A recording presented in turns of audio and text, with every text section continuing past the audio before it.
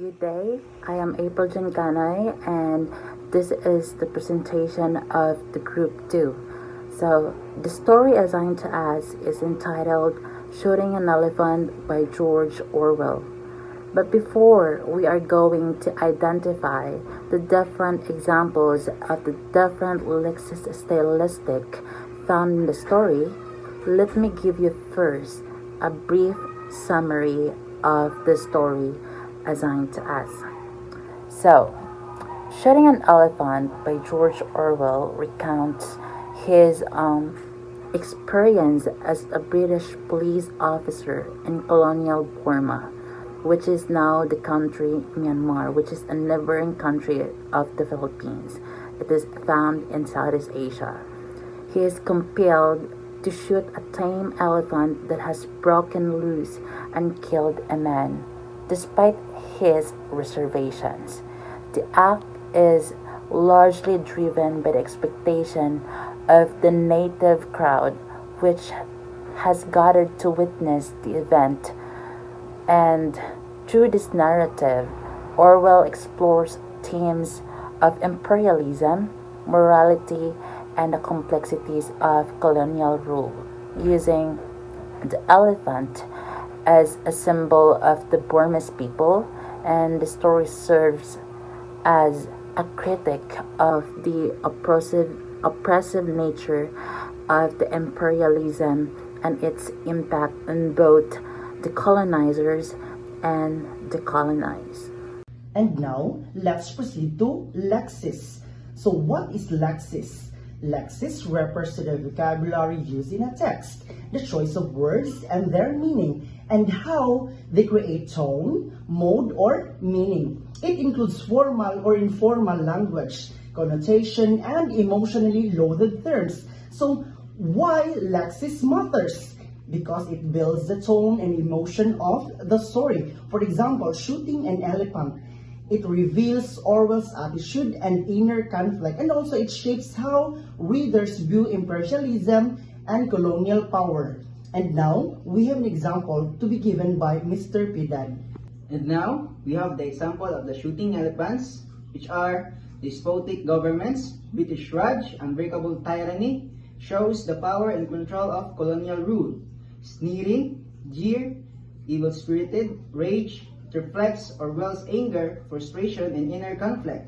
Little Beast, rich prisoners, yellow faces, it highlights Orwell's conflicted and disturbing view of both of the oppressed and the oppressors. In this autobiographical narrative, Orwell, a British colonial officer, recounts his conflicted experience of being forced to shoot an elephant in Burma. Through this account, Orwell subtly exposes his dark realities of imperialism, not just through events, but through his carefully chosen words. Let us explore how Orwell's chosen lexical choices deepen the meaning, emotion, and political critique of his work. These are words that carry powerful emotive, connotative, and symbolic meanings. First is sneering, mocking, scornful, or contemptuous. Orwell uses sneering to reflect the visible contempt he feels from the colonized. This word sets hostile, isolating tone and showing how unwanted he feels. It reveals his divisiveness and emotional vulnerability under the pressure of colonial tensions. Next is yellow or yellow faces. It refers to foreign, Eastern, or racialized. Yellow is racially charged, symbolizing otherness and colonial division. It creates a racially tense mood and shows Orwell's internalized bias, though he is against imperialism. The term captures the ideological gap between colonizers and the colonized. Next is jeer, taunt, ridicule, or heckle. Orwell's choice of jeer emphasizes public mockery, enhancing his humiliation. It shows that he is not respected, but rather scorned, especially when he appears weak. This word suggests that mockery becomes a tool of resistance for the colonized people. Next one is wretched, miserable, pitiable, or degraded. Orwell uses wretched to describe the suffering of prisoners, evoking pity and guilt. It reflects his moral discomfort and sympathy for those punished by the system he serves. Next is stinking, foul, rancid, putrid. A sensory-loaded word, stinking captures the filth and decay of imperialism. It conveys disgust toward not only physical conditions but also the moral stench of empire. Next is scarred or scarred, wounded, marked, or damaged. Scarred implies violence and trauma, not just bodily harm but lasting emotional wounds. It speaks to the permanent damage caused by colonial punishment. Next is rage, fury, wrath, and outrage. This word reveals Orwell's inner emotional instability and his repressed anger.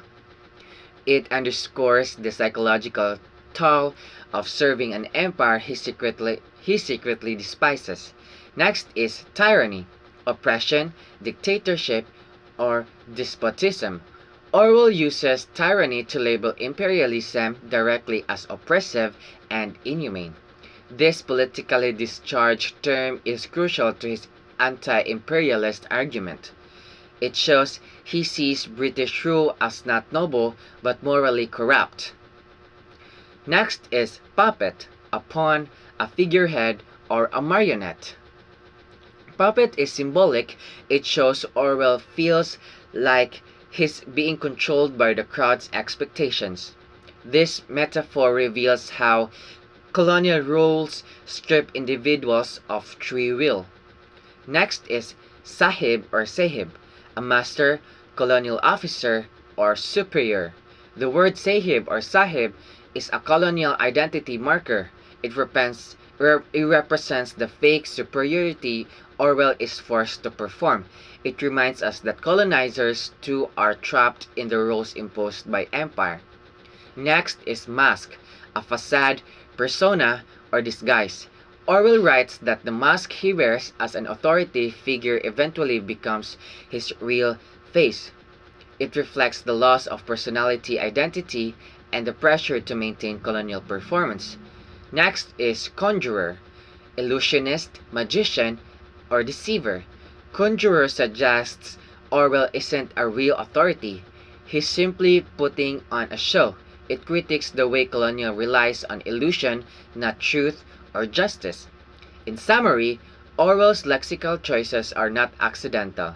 They are deliberate and powerful, allowing him to express emotional depth, political insight, and symbolic meaning in just a few words. Each word reflects his conflicted role, his guilt, and his realization that imperialism dehumanizes both master and subject. Through words like puppet, rage, tyranny, and mask, Orwell shows that language can serve as a lens to explore deepened truths, and that the right word can carry the weight of an entire empire. You're such a snake. So we all know that the snake in a literal meaning it is the long legless reptile. But if we use snake into a figurative way or more extra feeling, it will be betrayal, and it is connotation. Because connotation it is the extra feeling of the literal meaning.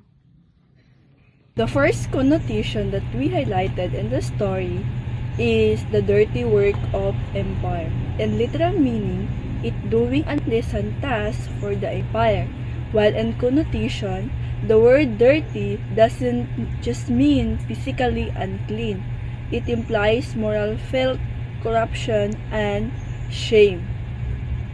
It contains emotive and symbolic meaning. So, number 2 is absorb, puppet, push to and through. In literal meaning, a puppet is a toy moved by string, while in connotation, Orwell compares himself to a puppet, implying he has no real control. He just a hollow figure moved by other expectation. The word absorb also implies ridicule and pointless action. It has symbolic of powerlessness and irony. Number 3 is snaring yellow face. So in literal meaning, yellow is just a skin tone. Faces are literal people face. In connotation, snaring means mocking contempt, adds an emotional sting.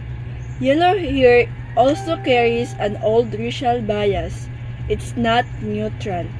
It used to highlight difference and scorn, and also it have emotive, racial, and symbolic meaning.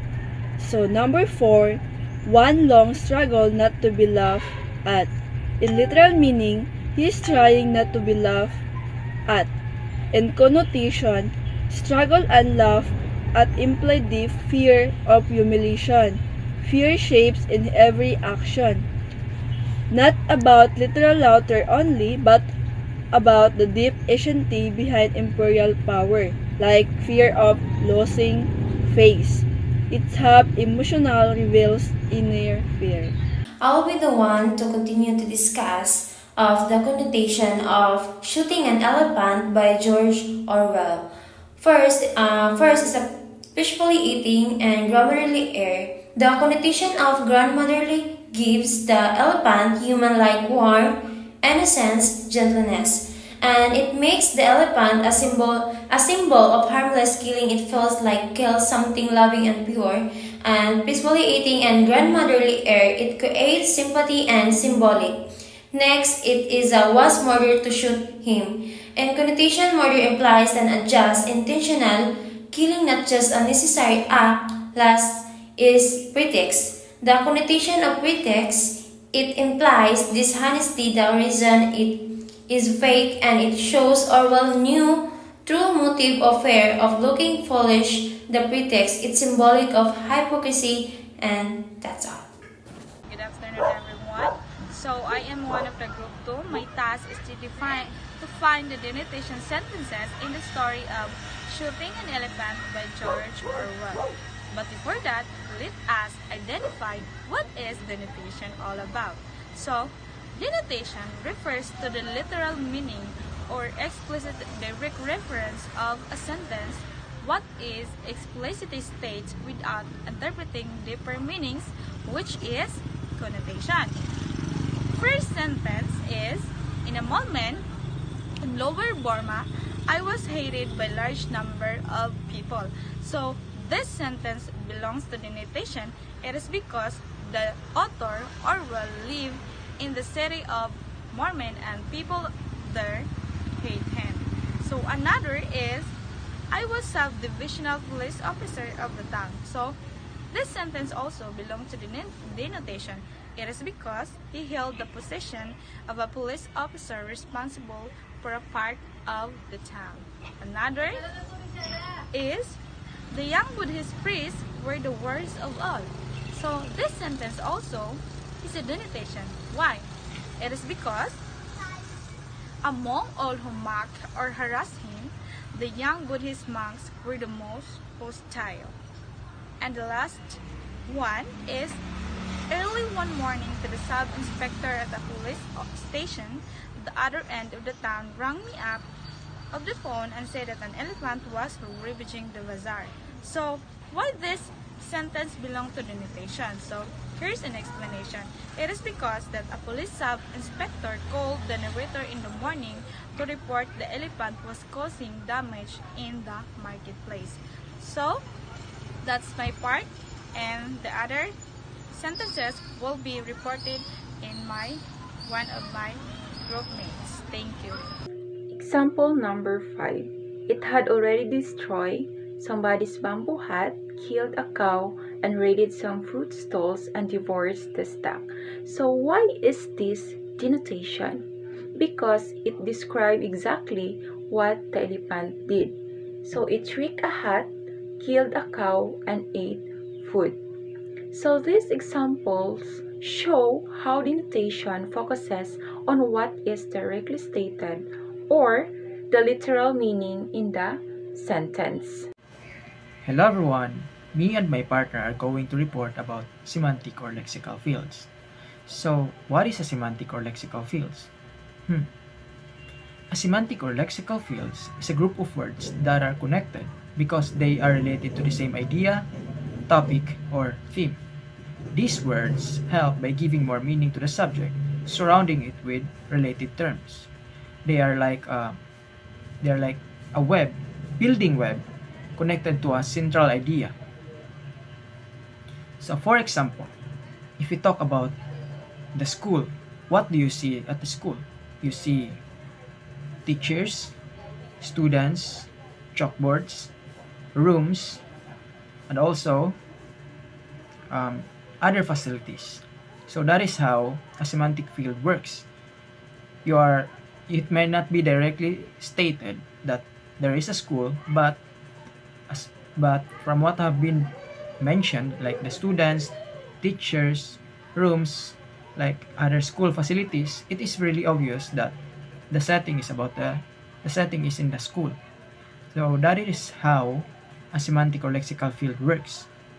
So now let us go to the story of George Orwell, entitled Shooting an Elephant.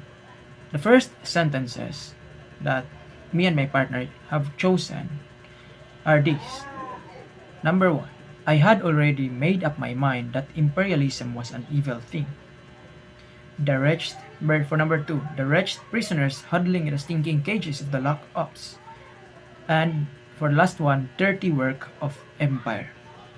From the sentences I have uttered, it is obviously talking about imperialism, for it is also mentioned there. And not just imperialism, but the negative side of imperialism. So these are the related words: imperialism, evil, empire, wretched prisoners, and cages. So from the words that I have mentioned, it talks about the negative side of imperialism or colonialism. These words are related because they all describe the system of British control in Burma and how cruel or unjust it is. They show the negative side of imperialism, forming a semantic field about oppression and colonial. This is like the perspective of the main character in here. This is what he saw. So now let us proceed to the number 2. The elephant put its foot on his back and ground him into the earth. The friction of the great beast's foot had stripped the skin from his back. And for the last one, the tortured breathing continued without pause. So, the related words here are trampled, crushed, stripped, dead, agony, blood, wound, and ravaged. So from the words that I have mentioned, it is obviously talking about violence or death of a man, or the violence being used. These words belong to the semantic field of violence and death. They describe graphic suffering or the physical damage caused by the elephant itself. Lexical field of performance or spectacles. Lexical field of performance, this means that the words are used in the text are related to acting, being watched, or putting on a show. Here are some example of sentence from the stories that have lexical field of performance. The first sentence is, I was only an absurd puppet pushed to and fro from the wheel of those yellow faces behind. The second sentence, he wears a mask and his face grows to fit it. The third sentence, to avoid looking a fool. So this sentence in the stories means that Orwell feels like he is not acting like his true self. The words like mask, puppet, watch, and performance in the sentence shows that he is pretending to be strong and in control just to please the crowd or to look powerful. He feels like a puppet or actor doing what the people expect him to do, even he didn't want it to do it. So, so in short, uh, Orwell's is pretending to be someone he is not. He feels like he's on a stage, being watched, and must act like a strong officer, even deep inside, he is scared and unsure. And the second one, and the fourth one is lexical field of emotions, conflict, or guilt. Lexical field of emotions, conflict. This means that the words using in the stories are about feelings like guilt, shame, fear, and confusion. Here are some example sentences from the stories that talking about emotional conflict and guilt. The first sentence is, I didn't want to shoot the elephant. The second sentence, I had done it solely to avoid looking a fool. The third sentence is, it was a bit of fun to them. They wanted the meat. So this sentence means that Orwell doesn't really want to shoot the elephant, but he feels pressured by the crowd. Words like guilt, fear, doubt, shame, and helpless in the sentence shows that he is having a hard time emotionally inside. He feels guilty, sad, and confused even though on the outside he looks like he is in control. He feels bad for doing something he knows is wrong, but he does it anyway to avoid embarrassment. So in short, that Orwell is feeling bad and turned inside. He doesn't want to shoot the elephant, but he feels forced. These words show his emotional struggles and guilt about his action. Now, let's talk about register and formality. Register refers to the variety of language used in a particular situation. It is determined by factors like the context, the relationship between the speakers, and the purpose of communication. Different registers may involve different vocabulary, grammar, and pronunciation. So, formality is a dimension of register specifically referring to the level of politeness, seriousness, and conventionality in language use. The first example is in Molmain in Lower Burma, I was hated by large numbers of people. The only time in my life that I have been important enough for this to happen to me. The tone is formal, detached, and slightly ironic. The author's point of view is first-person narrator recounting a personal experience. The message highlights the resentment of the Burmese towards the British colonial presence. The character's state of mind, the narrator acknowledges the hatred but also reflects on the strange sense of importance it brings. This suggests a complex relationship with his role as a colonial officer, possibly meeting the conflict. The sentence employs formal and somewhat archaic geographical terms like Molmain and Lower Burma. Large numbers of people is a more formal phrasing than a simpler alternative like many people or lots of people. The sentence structure is relatively complex, typical, and formal writing. This opening establishes a formal, almost journalistic register. It immediately sets a serious and reflective tone. The formality creates a distance between the narrator and the reader, hinting at the complex emotions yet to be revealed.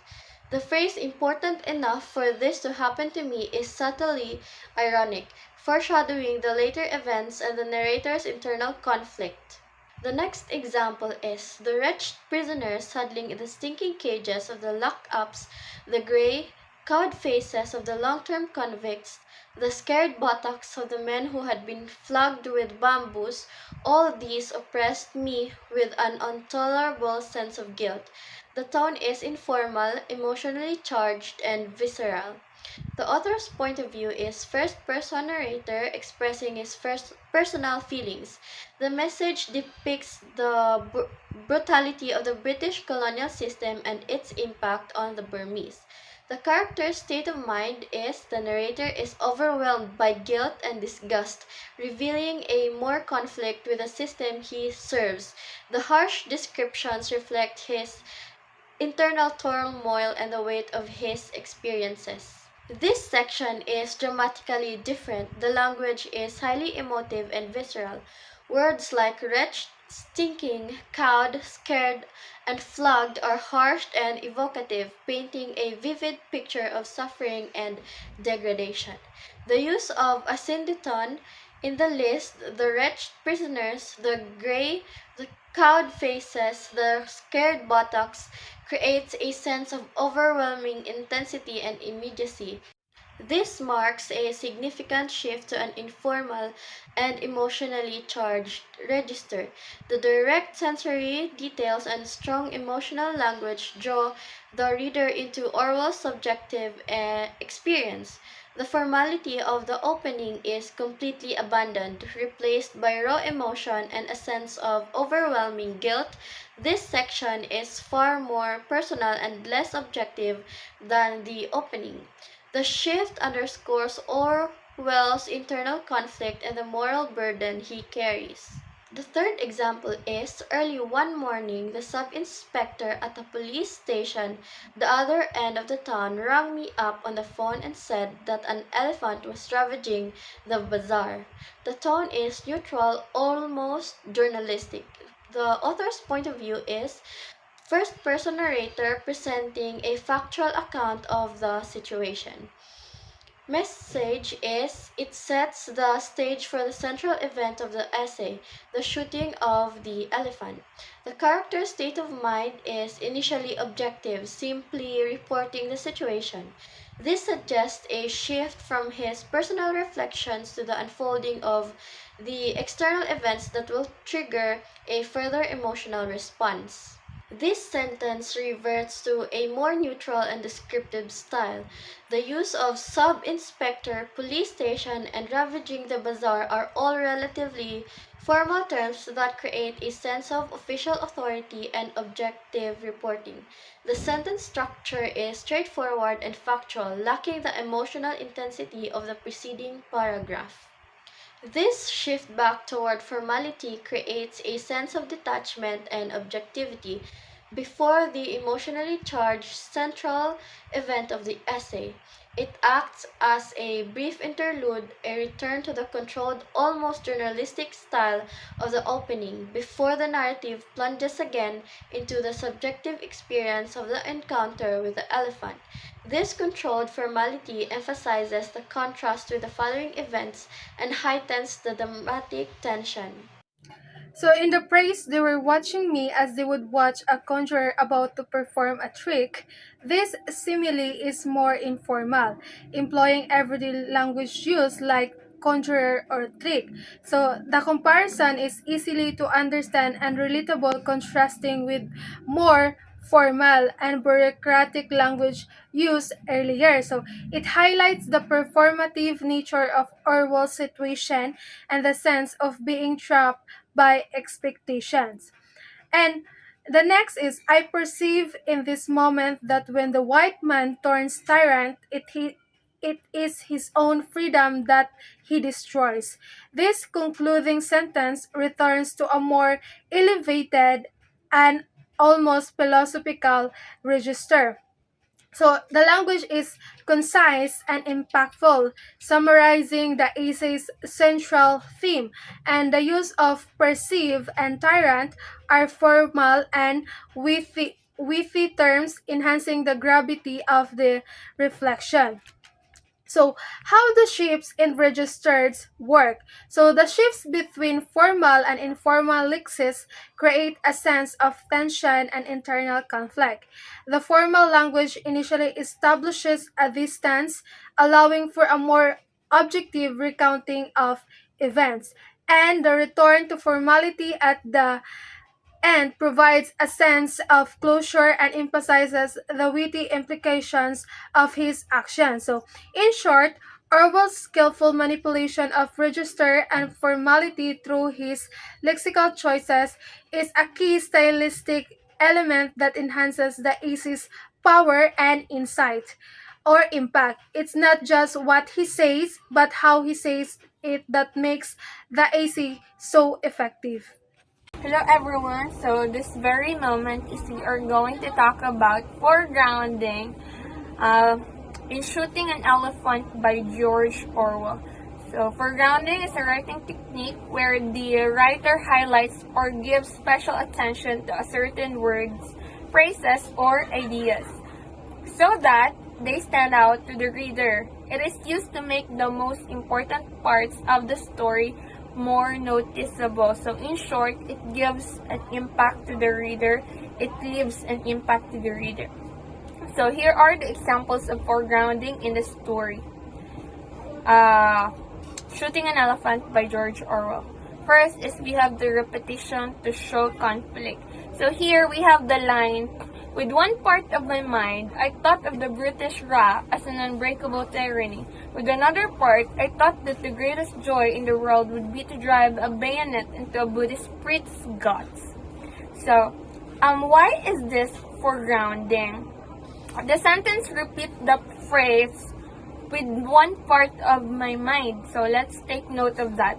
And with another part, to show two strong opposite feelings. So this makes the reader focus on the conflict inside the writer's mind. So the repeated structure makes it stand out. Alright, so let's proceed to the number 2 phrase. Strong and shocking description. So here we go. Here's the line. The scarred buttocks of the man who had been bogged with bamboos. So why is it foregrounding? This sentence gives a very clear and painful image. The word scarred and the unusual punishment, bogged with bamboos, catch the reader's attention. Why? Because it is not ordinary or soft language. As you notice, this is not ordinary or soft language. It makes the cruelty of the British Empire stand out very clearly. Alright, so let's proceed to the number 3, which is the repetition of negative words.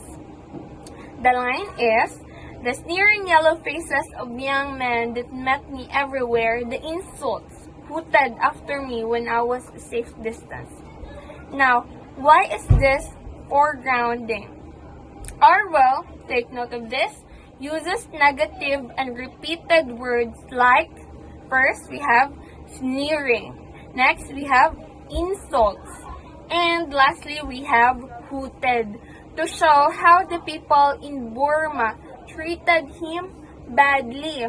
So these repeated negative words makes us feel his stress and frustration, and they stand out because they are so strong. It leaves an impact to the reader. How does how it makes him feel. Okay, now last, we have the use of a foreign phrase. So we have the line, en secula seculorum, as a Latin phrase meaning forever. So why is it foregrounding? Why it is foregrounding? Orwell suddenly uses a Latin phrase which is very unusual for an author if he is an English writer to use a certain Latin phrase. It is in the middle of his English story, so it is very, different and unusual.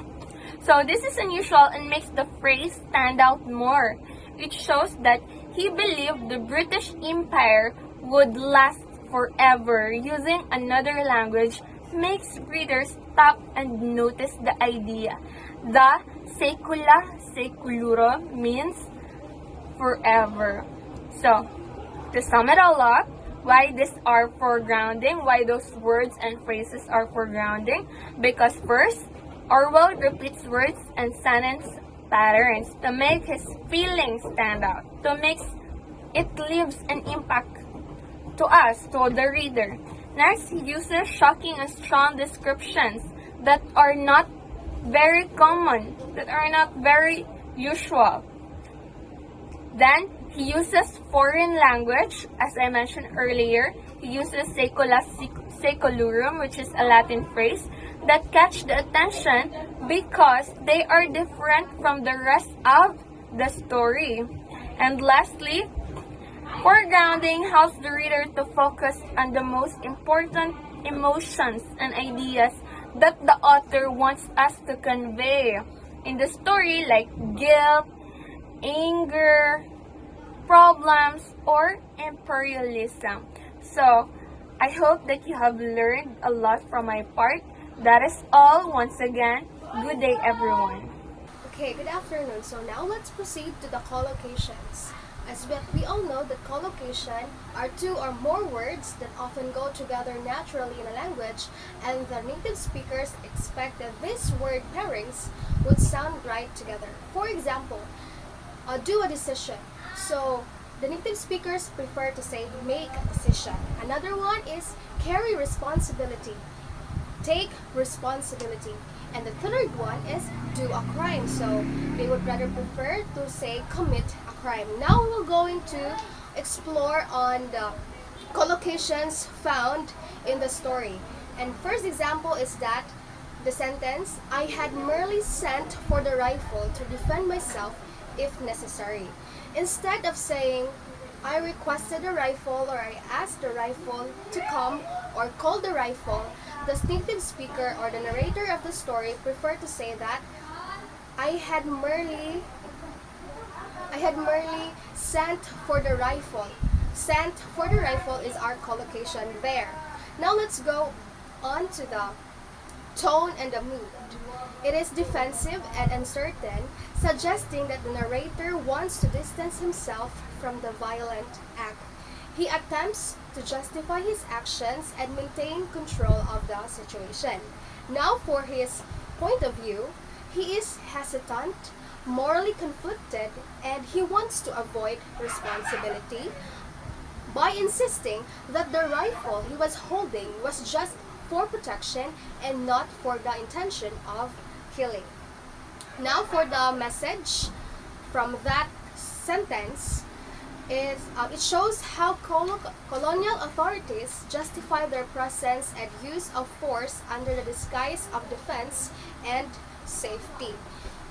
Now for the state of mind of the speaker, it shows self-deception.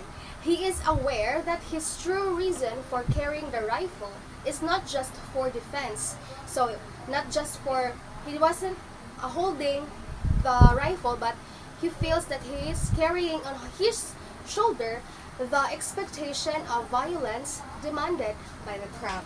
That was our first collocation from the story. Now, for the second one, I had to shoot the elephant. It is natural and expected in English, especially in colonial and wildlife control narratives.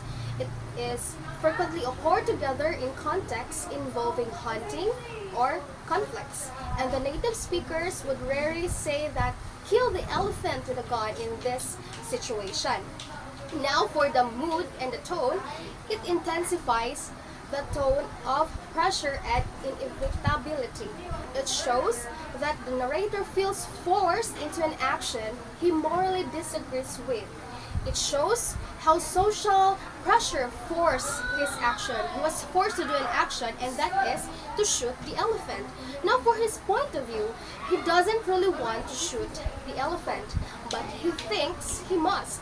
His view is critical of colonial authority, exposing how it dehumanizes both the oppressor or the oppressed. And for the message, for the political message of that sentence, it shows colonialism is a performance, a power structure that impersons both sides. And we can see that even the colonizer is not truly free. He must act according to social expectations and maintains the control of the situation. Now for his state of mind, he feels trapped, conflicted, and powerless. So despite holding the rifle, despite of having the role of authority, since he was the colonial officer at that time, he is still mentally controlled by the crowd. Though it is not visible, he feels that he was mentally controlled by the crowd. And for the example number 3, it was an immense crowd and growing every minute. So our collocation there from that sentence is immense crowd. It is a strong adjective plus noun pair used to describe a very large group. The message implies that the colonized are watching, but the officers must perform to uphold the illusion of control. Now for the last example for the collocation, we have, it is always unnerving to have a crowd following you. So our collocation there is crowd following you, are often paired to describe a social pressure or public attention. It reflects that the natural way to describe a group of people tailing someone. He sees the crowd not as supporters, but a force that controls him. As what I have said, he feels that he was controlled mentally by the crowd, and even as a colonial officer, he did not feel powerful. Even though he was holding the gun, holding the rifle that time, he was a colonial officer. Overall, he still feel powerless. And that's all. Thank you.